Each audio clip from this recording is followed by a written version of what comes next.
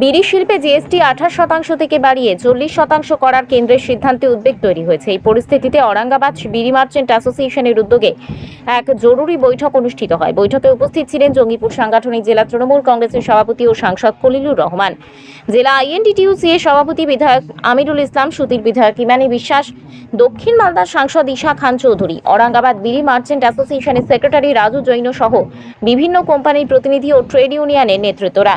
নেতাদের বক্তব্য, এই কর বৃদ্ধি হলে বিড়ি শিল্প চরম সংকটে পড়বে, ক্ষতিগ্রস্ত হবেন লক্ষাধিক শ্রমিক। বৈঠক থেকে কেন্দ্রকে এই সিদ্ধান্ত প্রত্যাহারের আহ্বান জানানো হয়।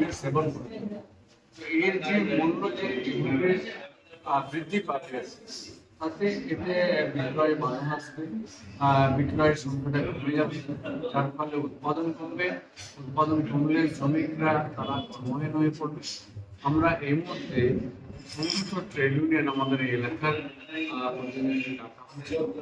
আমাদের স্থানীয় দুই বিধায়ক, শামসেরগঞ্জ বিধায়ক আমিরুল ইসলাম এবং আমাদের সত্যি বিধায়ক ইমানি বিশ্বাস, এবং আমাদের যে বিড়ি শিল্পটা যে পশ্চিম বাংলার মধ্যে যে মালদা এবং মুর্শিদাবাদের সবথেকে বৃহৎ আকারে আছে, আর এই বৃহৎ আকারটা যদি দেখা যায় একসঙ্গে একত্রিত করে ভারতবর্ষের মধ্যে কিন্তু অন্যতম সব থেকে বেশি উৎপাদনকারী আমাদের এই মুর্শিদাবাদ মালদা। তাই আমরা দক্ষিণ মালদার সাংসদকে আমরা পেয়েছি। আমরা যে আলোচনা করলাম, প্রত্যেকের নিজ নিজ প্ল্যাটফর্ম থেকে আমরা প্রতিবাদ বা প্রতিবেদন সরকারিভাবে আমরা আমাদের বিধায়কগণ যেমন যে আমাদের মুর্শিদাবাদ জেলার সমস্ত বিধায়ককে নিয়ে আমাদের শ্রমমন্ত্রী এবং আমাদের রাজ্যের যে আইন প্রেসিডেন্ট বাবু এনাকে আমরা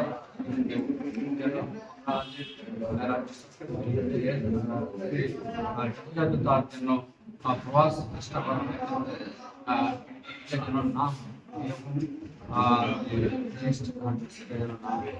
পাশাপাশি আমরা আরো একটা আলোচনা করলাম যে আগামী 9 সেপ্টেম্বর উপরাষ্ট্রপতি আমাদের বাংলাদেশে সাংসদরা যাবেন। আমরা কেন্দ্রীয় সমন্বয়ের কাছ থেকে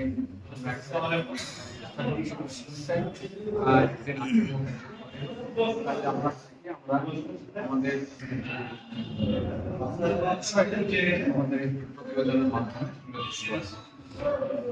সেই সঙ্গে আমি আপনাদের মিডিয়া বলতে যেন আপনারা এটাকে বিস্তারিতভাবে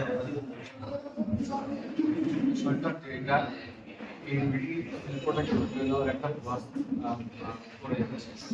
এটা যেন আগামীতে না হয়, শ্রমিকরা কাজ পায়।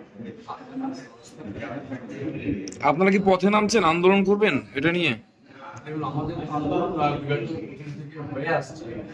আমরা ইউনিসেফে আমরা ইংলিশে গত 3 বছরে আমরা দুবার কনভেনশন করেছি।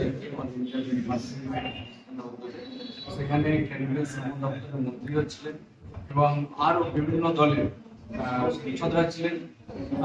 এছাড়া বিভিন্ন ইউনিয়নও ছিলেন, যাদের সামনে শ্রমদানের কথা দিয়েছিলেন। আপনি যেন